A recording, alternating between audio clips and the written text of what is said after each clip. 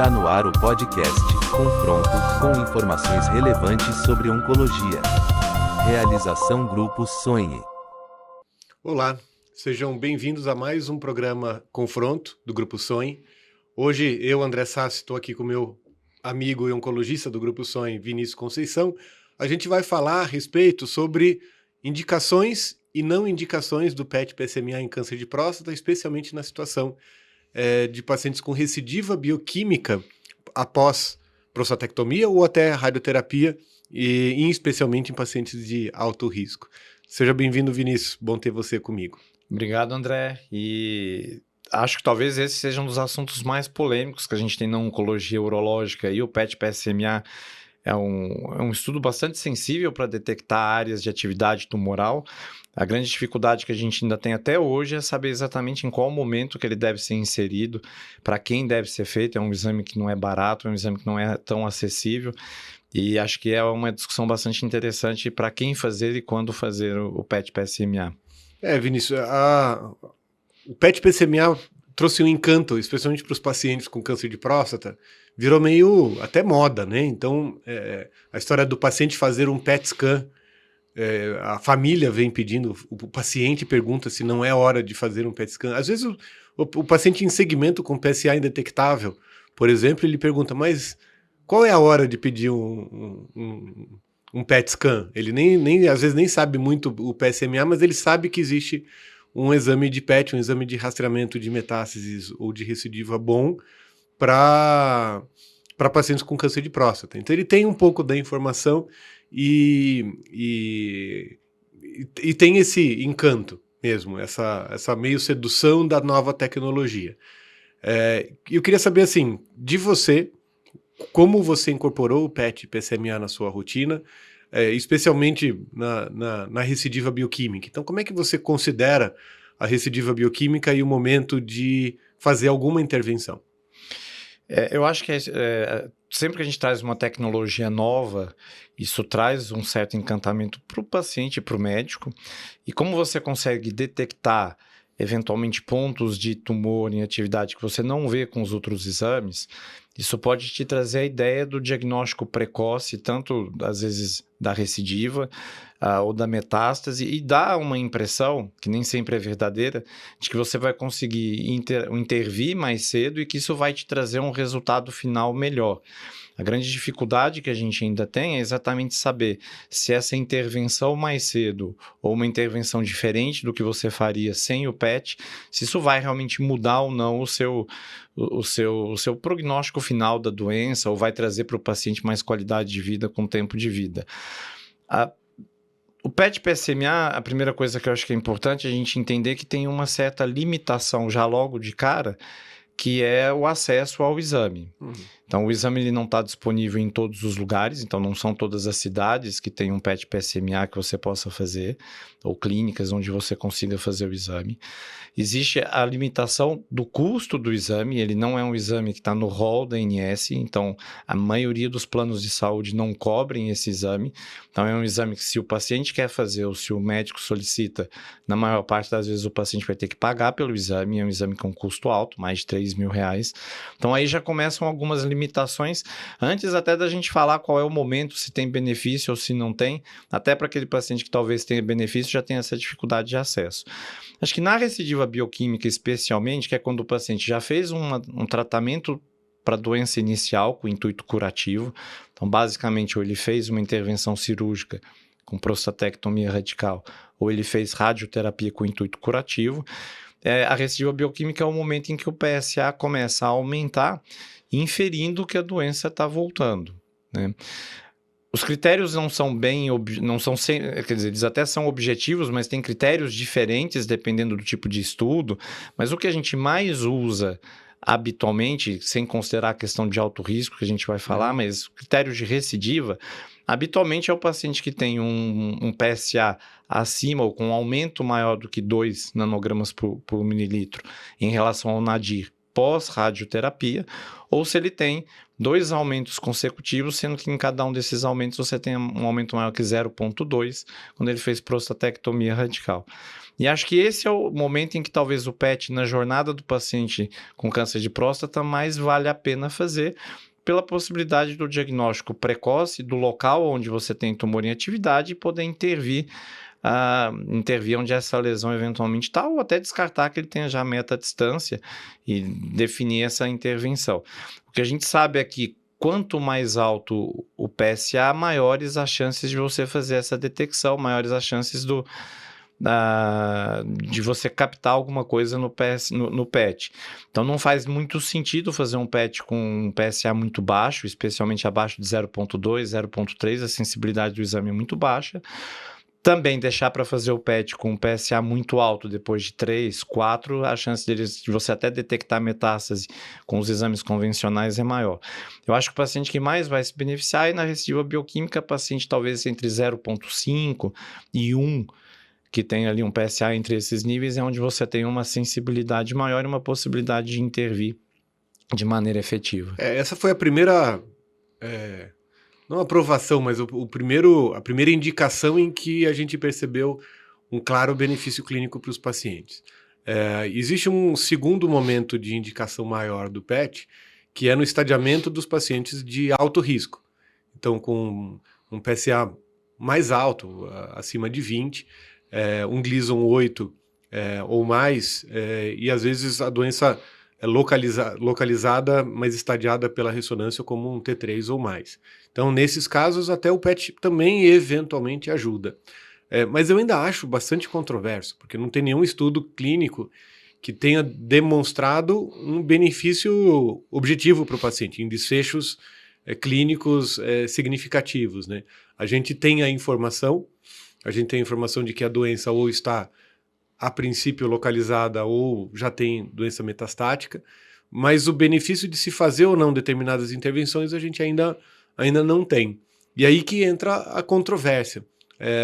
Para algumas intervenções sistêmicas, seja terapia hormonal, novos antiandrogênicos, qualquer intervenção medicamentosa, a gente exige que haja estudos de boa qualidade, de bom desenho metodológico, randomizados, demonstrando benefício em sobrevida.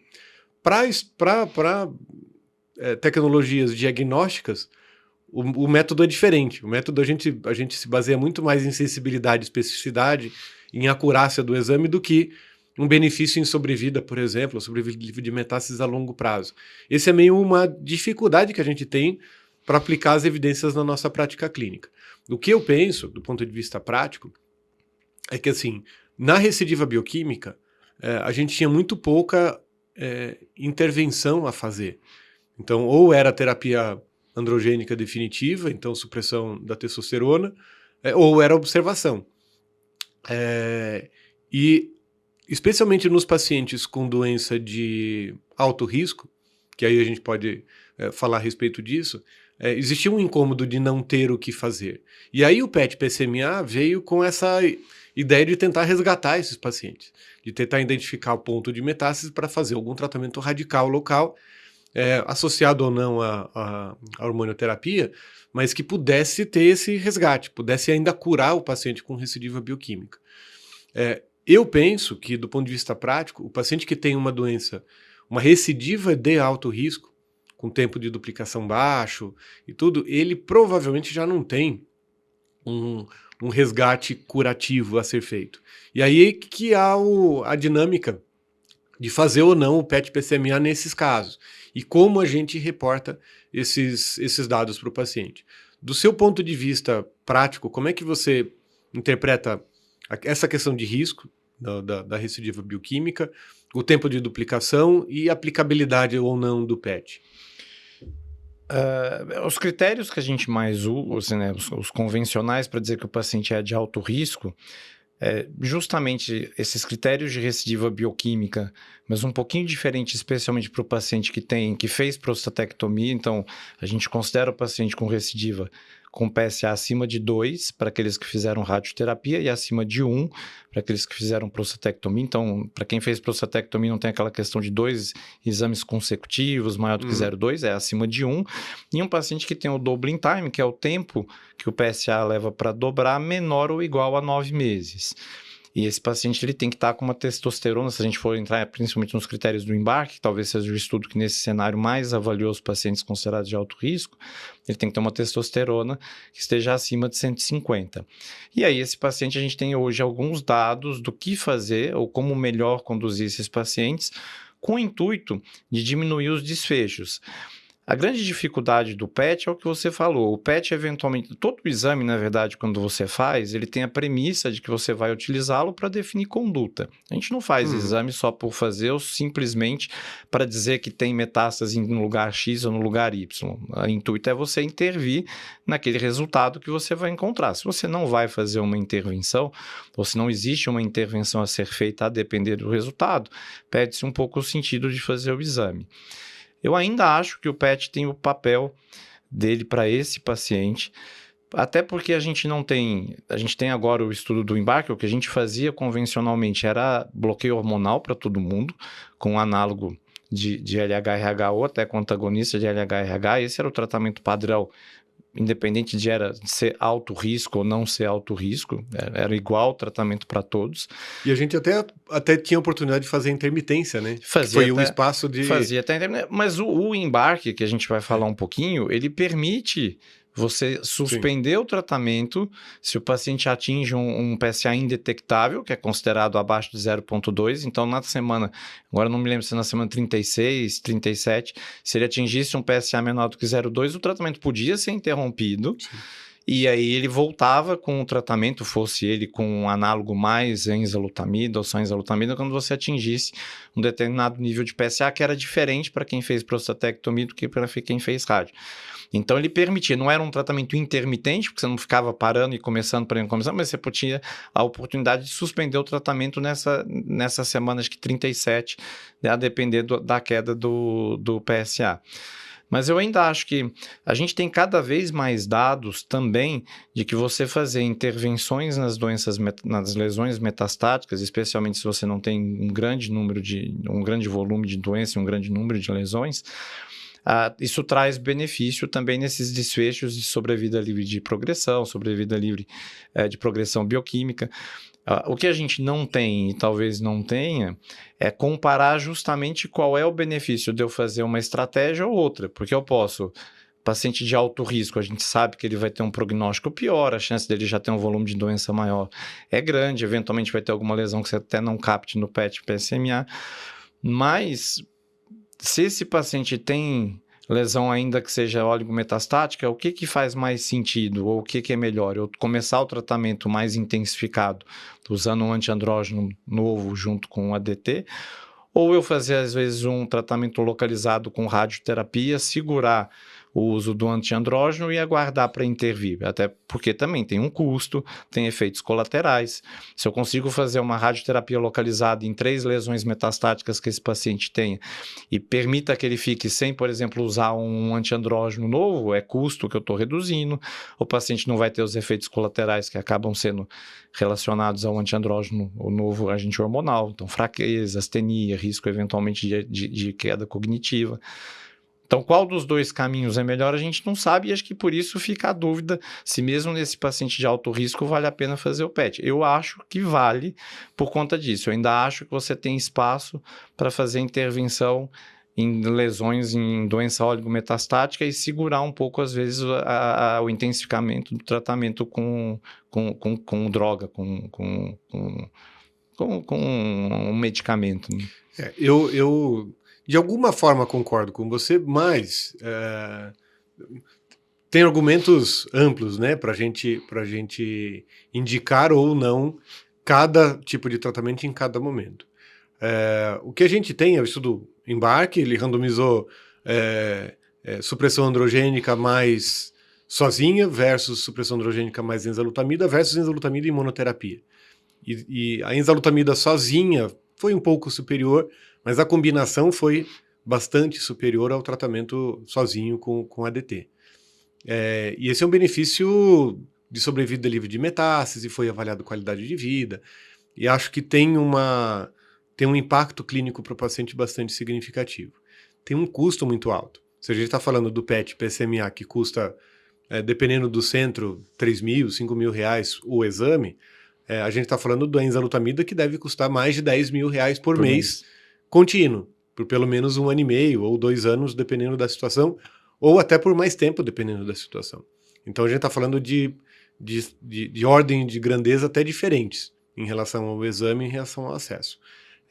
Que a gente fica muito também na cabeça de que o medicamento oral eventualmente vai ser fornecido por alguém, né, por alguma fonte pagadora, mas o custo está lá, e o medicamento é caro. E outra coisa, que embora a gente possa, né, eu tô falando da intervenção localizada com a radioterapia, mas isso não exclui que você eventualmente também tenha que usar o remédio. Se a gente for pensar... Exato, esse é o meu ponto. Se a gente for pensar sobre teoricamente, é um paciente sensível à castração metastático a partir do momento que ele tem metástase. Esse paciente também teria indicação de usar um novo agente hormonal. O que você eventualmente pode mudar é que o seu novo agente hormonal pode ser diferente, eventualmente algum agente hormonal até com custo mais baixo. Então, você caberia aqui usar, por exemplo, a biraterona, que já tem similar, e o custo seria outro na doença metastática sensível à castração. A gente não tem estudo com outros agentes hormonais nesse mesmo cenário com embarque ainda.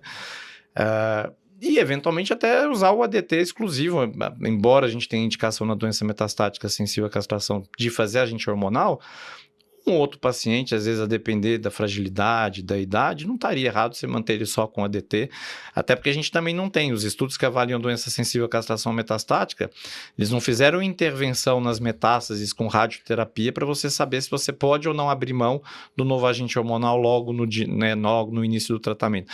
Então, talvez assim, a gente tenha algumas dúvidas que ainda pairam no ar e que talvez a gente não tenha essas respostas. Mas o que me chama mais atenção desse estudo, dessa comparação de estudo, é justamente o risco. Então, assim, o paciente com recidiva bioquímica que tem um PSA acima de 1, acima de 2 também, mas acima de 1 e com o doubling time abaixo de 9 meses, a chance dele ter uma doença metastática clinicamente importante num curto prazo é grande. Essa foi a motivação de fazer o estudo com enzalutamida. Para mim, seria até uma antecipação de uma primeira linha com novo agente hormonal, para tratar antes do paciente ter alguma doença clinicamente significativa para ele. E esse benefício clínico demonstrado é para doença sistêmica. Então, assim, na minha cabeça, a escolha do paciente de alto risco e da tentativa de identificação de parâmetros clínicos que possam dizer qual é o paciente que se beneficia de um tratamento sistêmico precoce é importante porque tira aquele desenho clássico de estudos que botava todo mundo junto no mesmo pacote. Então, assim, resgate de recidiva bioquímica, vou resgatar com um tratamento localizado de todos os pacientes que tiverem doença oligometastáticas detectados pelo PET. Tá errado, porque tem pacientes que têm Gleason 7 com uma lesão, que podem realmente ainda, eventualmente, até ser curados com doença localizada. Mas um paciente que tem 3 lesões detectáveis em áreas ósseas diferentes, mas que o PSA tem um doubling time de 2, 3 meses, eu acho que não faz sentido a gente imaginar que vai conseguir curar esse paciente com terapia local. Mas será que você controlando a doença oligometastática, talvez você não cure, mas será que não... Você pode até não definir o tratamento. Por exemplo, você manter o tratamento com a enzalutamida e com o ADT, que seria o princípio do embarque, mas irradiar potencialmente 2 lesões ósseas que você encontrou. Olha, a minha experiência clínica, obviamente, não é uma evidência robusta, mas assim, nos pacientes de risco muito alto que eu tentei fazer alguma terapia ablativa nas lesões metastáticas, a minha experiência foi muito ruim. Pois assim, eu dependi do tratamento sistêmico e a doença metastática detectada foi só a ponta do iceberg. Esse é o ponto.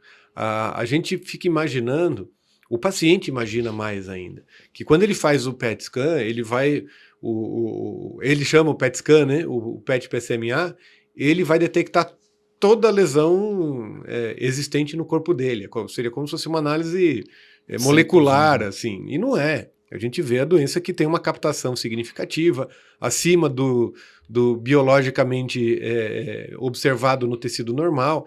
E esse é o ponto. Quando a gente tem um doubling time muito alto, a probabilidade dele ter múltiplas metástases e ter um escape muito grande é alto. Então, assim, eu penso, o PET-PSMA, para a gente orientar um tratamento definitivo, ablativo nas doenças metastáticas observadas pelo PET, para mim tem sido claramente com o PSA entre 0,5 e 1. A gente tem uma janela de oportunidade muito restrita. Esses pacientes eventualmente podem ser curados. E até a minha opção preferencial, em boa parte dos pacientes, é até fazer, por exemplo, o SBRT sem supressão androgênica. Às vezes o meu objetivo não é nem curar o paciente, mas atrasar a supressão androgênica desse paciente. E aí, eventualmente, se ele tiver alguma recidiva posterior, até a gente entra com... se for um tempo de duplicação mais baixo, até entra com cenário de embarque com enzalutamida também. Mas, geralmente, esse paciente que tem uma recidiva e o PSA é entre 0,5 e 1, é o paciente que não é o de alto risco, especialmente o doubling time do PSA. Ele é mais baixo, porque ele te dá tempo de programar, de fazer o planejamento da radioterapia, de fazer todo o processo e de você tratar realmente com intenção curativa. Isso significa um volume de doença menor. Quando esse paciente rapidamente tem tempos de duplicação alto, eu tendo a fazer o tratamento sistêmico e confio na evidência que a gente tem hoje de que esse tratamento de combinação ADT mais enzalutamida vai proporcionar uma qualidade de vida maior a longo prazo. Vai diminuir o risco de metástase. E nesse caso, apesar também do custo proporcionalmente do PET-PSMA versus enzalutamida ser mais baixo, eu não acho que vale a pena trocar. Ainda um outro ponto que você falou, da substituição, por exemplo, de enzalutamida por abiraterona ou outro tipo de antiandrógeno. Os estudos com a abiraterona, por exemplo, e outros novos antiandrogênicos, eles não incluíram pacientes que tinham doença vista somente em PET-PSMA. O critério de inclusão era tomografia ou cintilografia demonstrando doença clinicamente importante ou relevante, detectável. Só com PET, não tem nenhum estudo que tenha incluído esses pacientes. Então, é uma extrapolação, lógico, é doença metastática, mas o benefício clínico de antecipar tanto o tratamento assim, a gente viu exatamente nos pacientes de alto risco com embarque. Provavelmente, se fosse feita uma extrapolação do estudo embarque para avaliação com PET para todos os pacientes, boa parte dos pacientes seria doença metastática. Então, lógico, esse é um estudo que demonstra o benefício de controle de doença precoce. Mas daí a extrapolar e ampliar a indicação de todos, eu acho precoce. É que eu acho, André, que assim... Primeiro que eu não sei se seria o ponto de corte, né? Se a gente pega os pacientes do embarque, o doubling time, embora o critério era paciente com doubling time menor ou igual a 9 meses, o doubling time médio desses pacientes, na verdade o mediano, era de 4,9. Então eram pacientes, em geral, com risco maior até do que aquela... Se você for pensar na população de todo mundo com um doubling time menor do que 9 meses. E o PSA desses pacientes no momento da recidiva bioquímica, do diagnóstico da recidiva bioquímica, o PSA médio era de 5,2 ou 5,3. Que se você considerar que é um paciente que você está acompanhando de perto e os critérios seriam maior do que 2 ou maior do que 1, é um paciente que você fez o diagnóstico ou incluiu ele no estudo muito mais tardiamente do que o desejável. Se você tem o paciente na mão e ele fez radioterapia inicial ou prostatectomia, em geral você não vai esperar ou não vai detectar a recidiva bioquímica quando ele está em 5, a não ser que o paciente perdeu o segmento por algum motivo. Então, no meu ponto de vista, o paciente do embarque é um paciente que ainda é pior o prognóstico dele do que aquele que inicialmente a gente imagina pensando simplesmente nos critérios de inclusão. Então, eu não sei se especialmente, será não vou fazer PET-PSMA para ninguém que tem o PSA acima de 1, porque eu já considero que esse paciente tem um risco muito alto. Outra coisa é que a gente está lidando com aquilo que a gente imagina que vai ser a evolução do paciente, não necessariamente como ele é naquele momento. O O paciente do embarque, embora seja um paciente de alto risco, você falou de fazer o PET-PSMA e talvez todos eles já tenham uma doença com volume um pouco maior.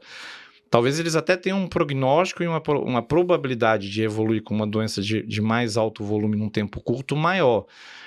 A gente não tem esse dado, mas a gente tem um estudo que foi publicado no JCO, agora também não sei se foi no final do ano passado ou no começo desse ano, que é um estudo retrospectivo, então é uma análise pós-hoc, um estudo retrospectivo com todas as nuances de um estudo e limitações de um estudo retrospectivo, mas eles pegaram, acho que 5 estudos e selecionaram nesses estudos pacientes que tinham feito PET-PSMA e pacientes que eram ou se enquadrariam nos critérios de inclusão do embarque. Então, eles pegaram 5 estudos em que os pacientes faziam PET na recidiva bioquímica e pegaram aqueles pacientes que tinham exatamente os mesmos critérios do embarque. Doubling time menor do que 9 meses, PSA acima de 2 para quem fez radioterapia, acima de 1 para quem fez prostatectomia. Para avaliar com o PET-PSMA, como seria se os pacientes do embarque tivessem sido selecionados por PET. E nessa análise, 20% dos pacientes tinham mais do que 5 lesões metastáticas. 80% dos pacientes, 85% dos pacientes, o PET foi positivo, mas na grande maioria dos pacientes a doença ainda era loco-regional. Ainda era doença ou linfonodal ou até em loja prostática. Acho que 15% dos pacientes tinham recidiva só em loja prostática, mais ou menos 50% dos pacientes loco-regional e 40% com metástase à distância. E desses, do total, 20% tinham mais do que 5 lesões.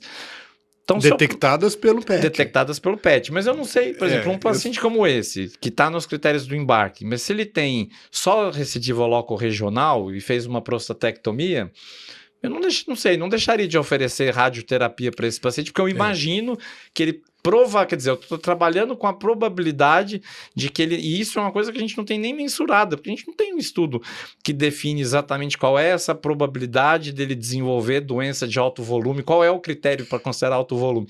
Então, eu acho que o PET, eu acho que a gente ainda tem uma parcela de pacientes que a doença não é com um volume tão alto, embora entenda que o prognóstico dessa doença evolui de maneira desfavorável é maior, mas eu não sei se eu oferecer um tratamento mais localizado nesse momento, não vai impactar, talvez não curar.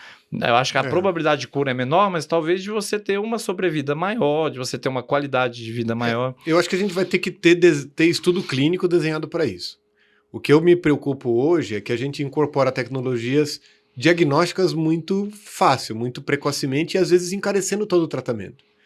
Esse é um paciente que, se a gente imaginar, a exalutamida é muito cara, mas se você associar PET e PSMA, que não vai ser eventualmente o paciente vai fazer um outro no futuro até para avaliar se foi bem sucedido o tratamento ou não, porque se a gente está confiando no exame para fazer a detecção de doença, a gente também vai repetir posteriormente. A gente vai introduzir terapias, SBRT, terapias ablativas, que também são caras. E se elas forem inúteis, ou se forem algum super tratamento para um paciente que tem um prognóstico ruim, e que aquela doença detectada, como eu falei, é só a ponta do iceberg, ele tem outras doenças, e a doença sistemicamente escaparia da mesma forma, eu acho um problema para o sistema de saúde como um todo. Eu acho que é um exame que acaba sendo... acaba enganando o paciente, acaba dando a impressão que ele tem uma doença localizada e na verdade ele não tem. Então, mas a dificuldade é justamente dizer que ele não tem, né? Quebra de novo, a gente está trabalhando com probabilidade. Mas essa questão do alto risco, do doubling time muito baixo, ele é importante. Eu acho que assim, para a gente trazer toda a tecnologia de tratamentos de doença localizada, de doença oligometastática e tratamentos agressivos, tratamentos que combinam todos os tratamentos, a gente vai ter que ter estudos que determinam qual é a população que se beneficia disso tudo. Porque senão a gente fica numa obstinação pela cura e aí isso só faz mal para o paciente. A dificuldade é que a gente tem, por exemplo, a gente até tem dados, se a gente pegar a avaliação de intervenção de metástase, então a gente tem dados, por exemplo, do Oriole, tem dados do STOMP, tem um Extend, são exames, ou são estudos que se propuseram tratar a doença metastática ou oligometastática com esses estudos mostraram no paciente com câncer de próstata ganho de sobrevida livre de progressão ou ganho de sobrevida livre de recorrência bioquímica, pelo menos. Agora, eles não avaliam o alto risco ou o baixo risco. Eles não têm eu essa acho que vai- definição de alto Bom, risco. Que eu talvez acho que- seja. Mas é o que a gente tem, quer dizer, o que a gente tem hoje de dado um pouco mais objetivo da intervenção da metástase é o Oriole, o Stomp, que mostraram desfechos favoráveis em você intervir. E aí a gente não tem essa diferenciação de alto risco e baixo risco, e justamente quais são os critérios. Quando a gente olha os critérios de inclusão, a gente até vê que tem algumas restrições a pacientes que têm um risco mais alto volume de doença muito metástase. grande, mais do que 5 metástases, Então, mas não tem não são os mesmos critérios que avaliam simplesmente doubling time, ou que é os critérios que a gente está usando especificamente para o embarque. Acho que a conversa foi boa, o debate foi bom, o confronto foi bom. A gente tem ainda hoje perguntas sem resposta. A gente tem a boa notícia é que a gente tem boas tecnologias sendo desenvolvidas. A gente tem perguntas boas para novos estudos clínicos. Então, essa conversa ainda vai longe. Mas, por hoje, entre nós, é isso. Obrigado, Vinícius, por compartilhar suas ideias e debater comigo o PET-PSMA, embarque e novas evidências. Obrigado, André. E apesar de eu defender o PET nesse cenário, a gente tem que tomar um pouco de cuidado, porque realmente vem sendo utilizado de maneira muito indiscriminada. No diagnóstico, eu acho que, como você falou, ele tem ali também o seu papel na doença de alto risco, especialmente para definir eventualmente conduta, o que a gente não sabe é se essa mudança de conduta realmente traz algum benefício clínico para o paciente no final, mas principalmente o uso do PET-PSMA para fazer segmento clínico ou até avaliações de resposta, que não faz muito sentido dentro do contexto que a gente tem hoje, porque realmente vai impactar muito pouco na sua mudança de conduta. Mas acho que é uma tecnologia interessante. Boa parte do que a gente está falando do PET galho, que é o que foi utilizado desde o início. A gente tem novos marcadores, novos que estão sendo, alguns até que já estão disponíveis, que talvez tenham uma sensibilidade até um pouco melhor do que o PSMA galho. O que isso vai também mudar ou não, ou talvez com essa sensibilidade maior, talvez detectar essas lesões que você comentou que eventualmente passam e que o PSMA galho não consegue detectar. Mas eu acho que assim, a gente ainda tem, como você falou, algumas perguntas sem resposta que dão margem para a gente discutir qual é o melhor caminho para esse paciente. Não tem exatamente o certo e o errado. Acho que cada paciente tem que ser utilizado, tem que ser avaliado dentro da sua individualidade, dentro dos seus critérios específicos para a gente definir o melhor caminho. Tá bom. Obrigado, Vinícius. Um bom papo. Um abraço a todos vocês. Até a próxima.